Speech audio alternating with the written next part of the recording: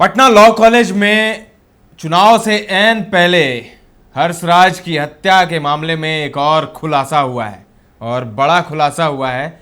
इस खुलासे में ये बात सामने आई है कि कैसे हर्षराज के हत्या की साजिश रची गई, कैसे प्लान तैयार किया गया और क्या कुछ हुआ था हर्षराज की हत्या के दिन और हर्षराज की हत्या से एक दिन पहले। तमाम आपको बातें बताएंगे। इस वीडियो में बने रहें अंत तक। आप देखना शुरू कर चुके हैं दर्श न्यूज, मैं हूं दिव्यांशु। ये तो आपको पता ही है कि पिछले साल दशहरा में डांडिया नाइट का आयोजन किया गया था, जिसे हर्षराज ने ही किया था।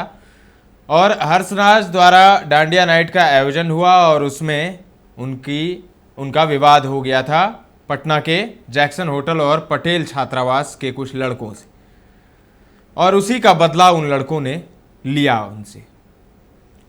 लेकिन उस हत्या की साजिश कैसे रची गई, कैसे रेकी की गई, सब कुछ आपको बताएंगे। पटना लॉ कॉलेज में छात्र हर्षराज की हत्या मामले में एक और बड़ा खुलासा हुआ है, सनसनीखेज खुलासा हुआ है।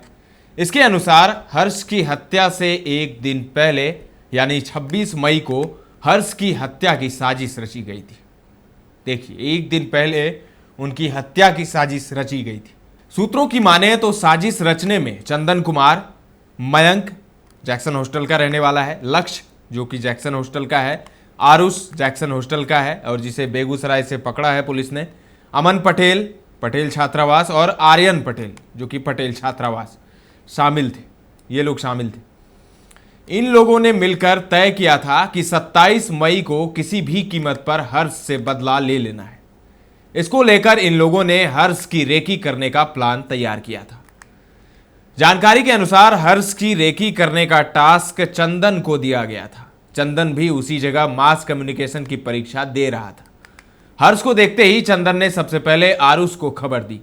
इसके बाद मयंक, लक्ष्य, आरुष, अमन और आर्यन राज सहित अन्य हमलावरों ने हर्ष के साथ मारपीट शुरू कर दी। हॉकी स्टिक से लेकर डंडा और ईंट से हर्ष के ऊपर प्रहार किया गया, जिससे उसकी मौत हो गई। वहीं पटना लॉ कॉलेज कैंपस में हर्षराज की हत्या में शामिल एक और आरोपित अमन कुमार उर्फ अमन पटेल को विश्वविद्यालय प्रशासन ने निष्कासित कर दिया है। अमन कुमार पटना कॉलेज के इतिहास विभाग के सत्र 2021-24 का पार्ट 3 का छात्र है। मनेर निवासी सुनील कुमार सिंह का पुत्र अमन कुमार के अंतिम परीक्षा फल के प्रकाशन पर भी अगले आदेश तक रोक लगा दी गई है। इससे पहले विश्वविद्यालय की ओर से हर्ष हत्याकांड में शामिल पटना कॉलेज के बीएमसी विभाग के सेमेस्टर 6 के छात्र आदित्य राज को भी विश्वविद्यालय प्रशासन ने निष्कासित कर दिया है। विश्वविद्यालय प्रशासन ने कहा कि इनके अलावा भी हर्ष हत्याकांड में शामिल अन्य आरोपित अगर विश्वविद्यालय के छात्र पाए जाते हैं तो उन पर कड़ी कार्रवाई की जाएगी। पटना विश्वविद्यालय की ओर से हर्ष हत्याकांड के बाद बॉयज हॉस्टल को शुक्रवार शाम 4 बजे तक खाली करने का निर्देश दिया गया था। शुक्रवार की देर शाम तक पटना कॉलेज, साइंस कॉलेज और पीजी हॉस्टल खाली हो गए हैं। वहीं पुलिस हर्षराज की हत्या के फरार आरोपितों के खिलाफ छापेमारी कर रही है। पुलिस की कार्रवाई की भनक लगते ही कईयों ने अपना ठिकाना बदल लिया है। सूत्रों की माने तो इस मामले में पटना पुलिस की 2 टीमें पटना से बाहर दूसरे जिलों में कैंप कर रही है। तो ये नया खुलासा हुआ है हर्षराज की हत्या को लेकर।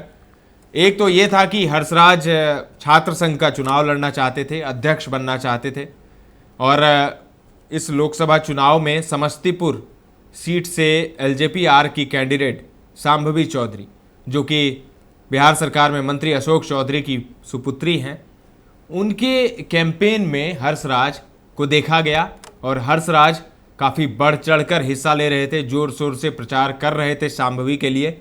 और हर्षराज की दोस्ती शांभवी के जो पति हैं सायन कुणाल, उनसे भी थी। सायन कुणाल आचार्य किशोर कुणाल के पुत्र हैं, महावीर मंदिर आप जानते हैं।